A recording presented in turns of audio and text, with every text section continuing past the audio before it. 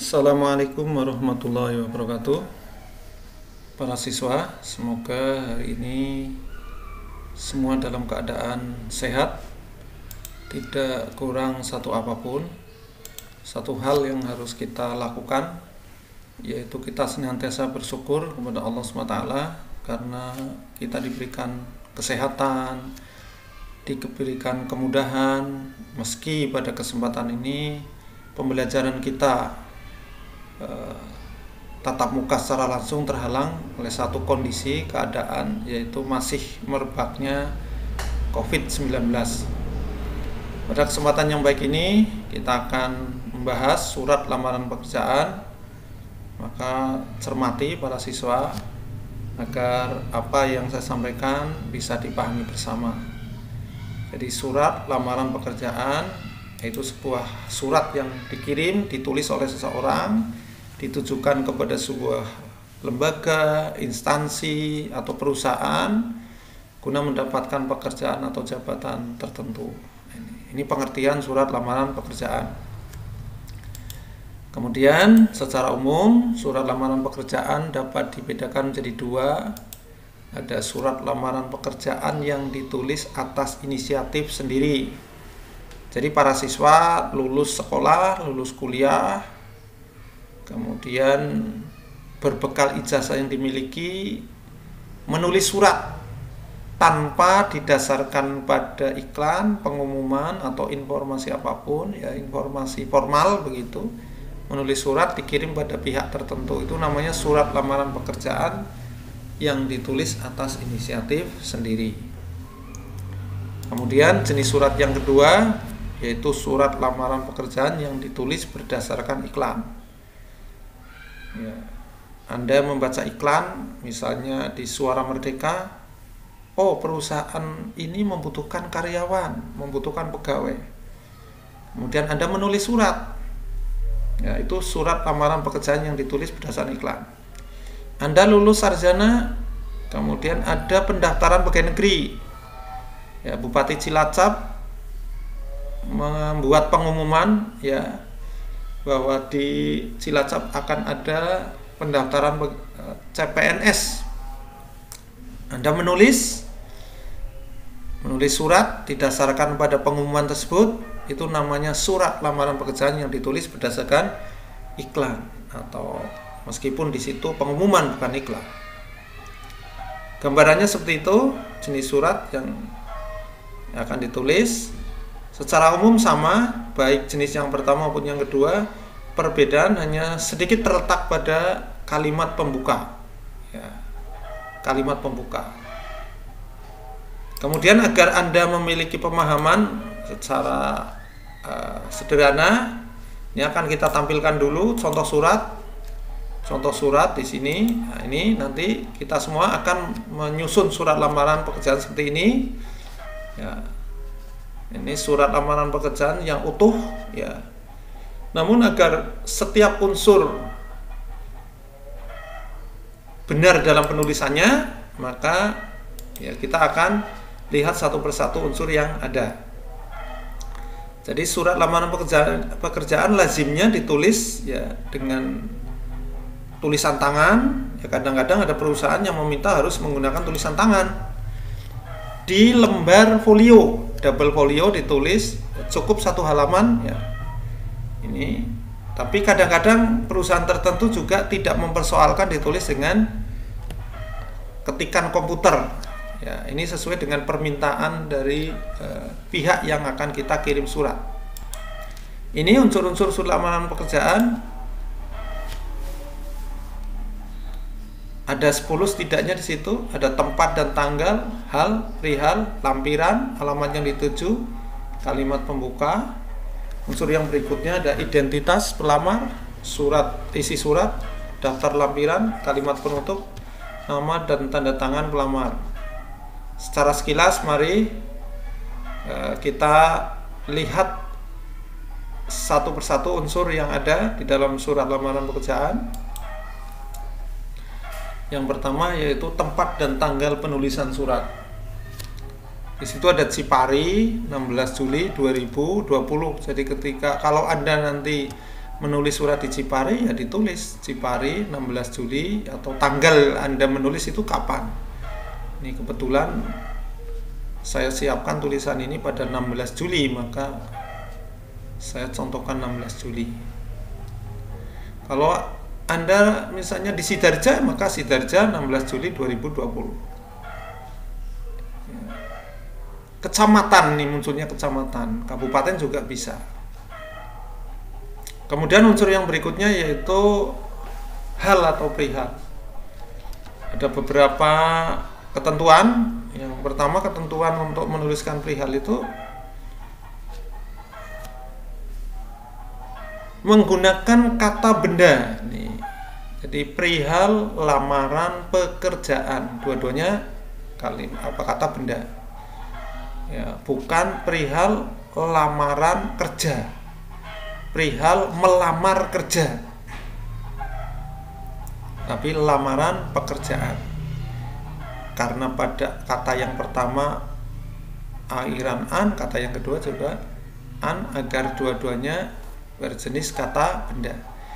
Kalau siswa nanti suatu ketika menulis surat permohonan bantuan, misalnya ya permohonan bantuan, bukan memohon bantuan, itu bukan, tapi permohonan bantuan. Kalau izin misalnya ya permohonan izin, ya permohonan izin, bukan memohon izin. Karena hari ini kita membahas lamaran pekerjaan, maka perihal lamaran pekerjaan. Yang berikutnya ada lampiran. Jadi di bawah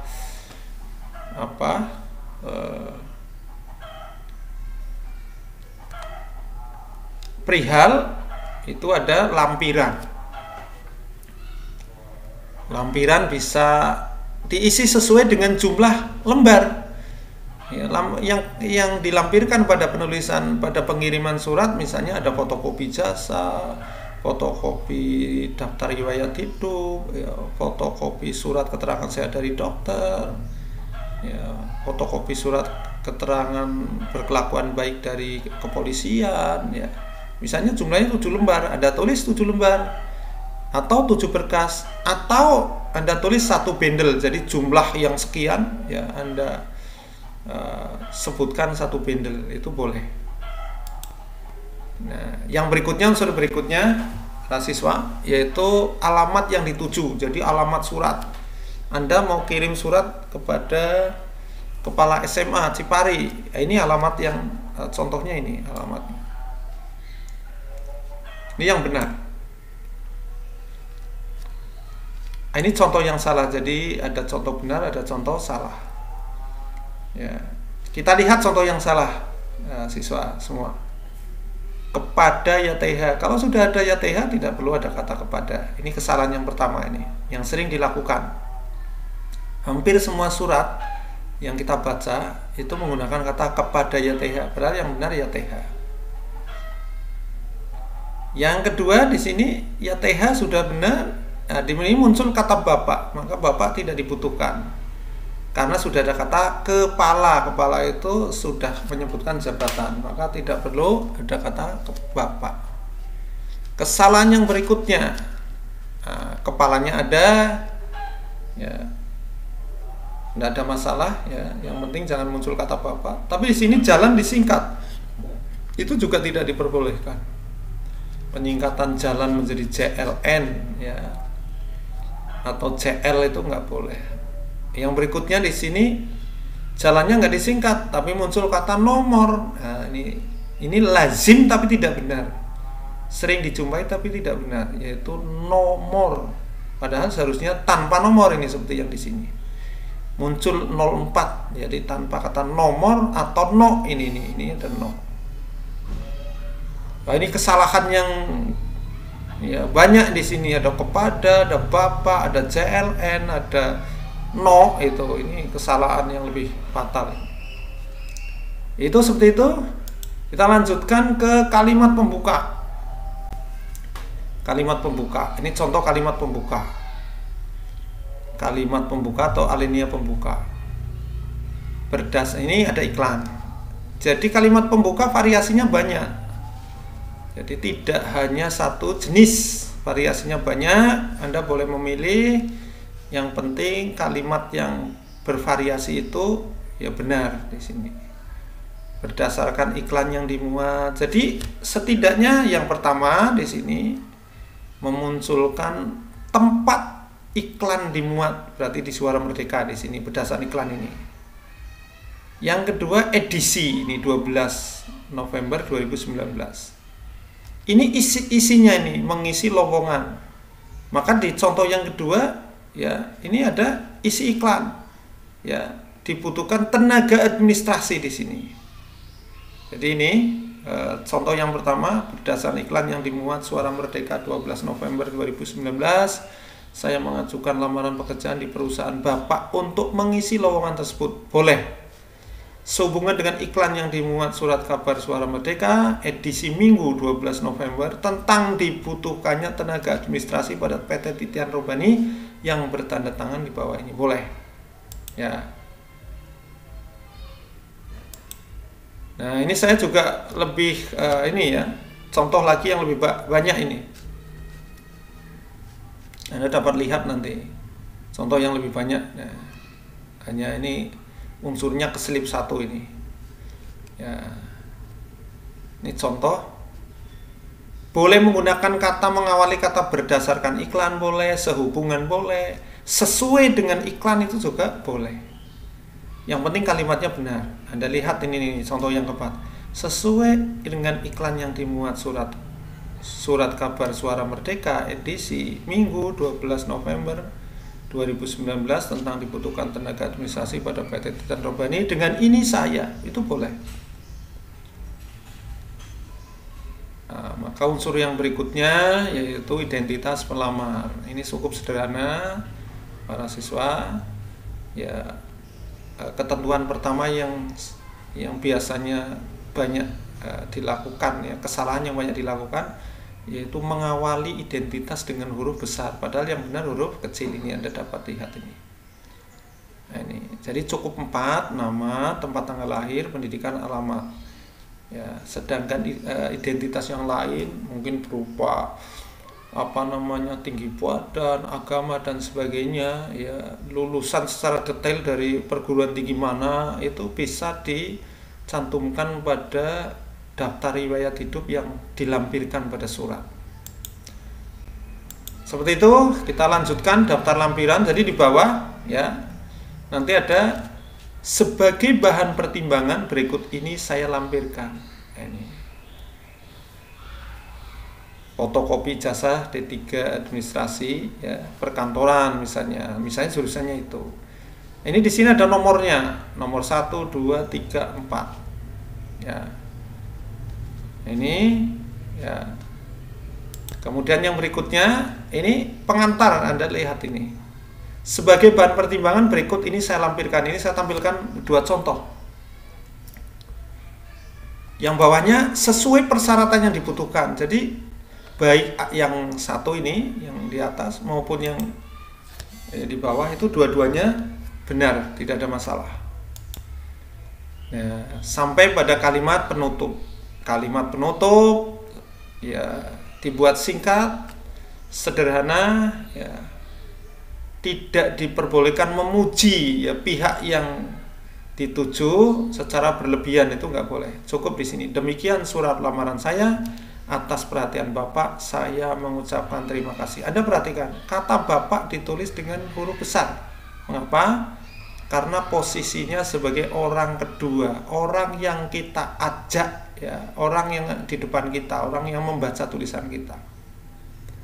Nih, variasi yang kedua, ini boleh yang kedua ini. Atas perhatian Bapak, saya mengucapkan terima kasih. Ini lebih simpel, boleh. Bapaknya huruf besar. Anda perhatikan.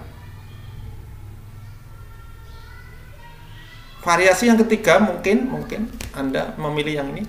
Besar harapan saya bisa diterima sebagai karyawan di perusahaan yang Bapak pimpin. Bapaknya huruf besar. Titik. Atas perhatian Bapak, saya mengucapkan terima kasih. Boleh.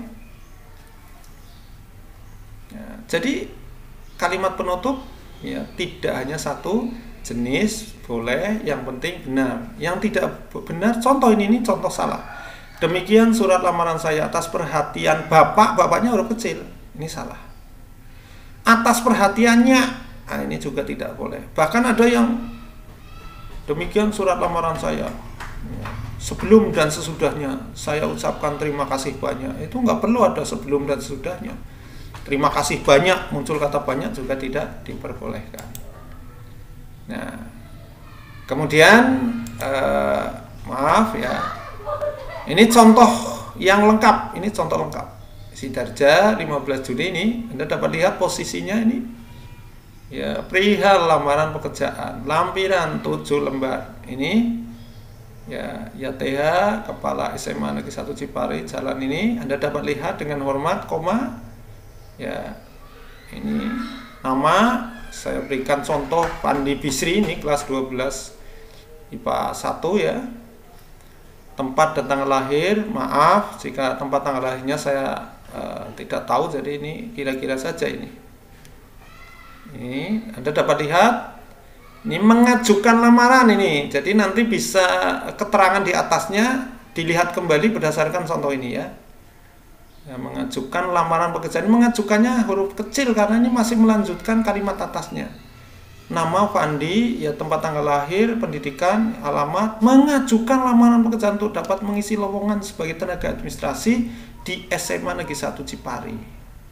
Sebagai bahan pertimbangan berikut ini saya lampirkan. Nah, ini ya, besar harapan saya untuk bisa bekerja di instansi yang Bapak pimpin. Atas perhatian Bapak, saya mengucapkan terima kasih. Hormat saya, koma di sini Fandi Bisri M.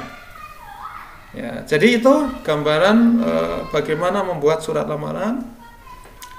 Tidak ada yang sulit, asal Anda cermati dengan baik. Ini bekal yang penting ya, karena tahapan membuat surat lamaran ya, akan Anda lalui. Mungkin setelah lulus SMA, setelah lulus kuliah nanti ya 4-5 tahun yang akan datang, Anda akan membutuhkan bagaimana cara menulis surat lamaran pekerjaan. Semoga bermanfaat, nanti bisa dicermati, baik video ini diulang kembali maupun Anda buka file PDF yang saya kirim, dan juga Anda bisa membuka buku paket yang ada.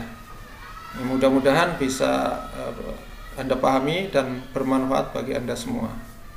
Demikian, ya, terima kasih. Assalamualaikum warahmatullahi wabarakatuh.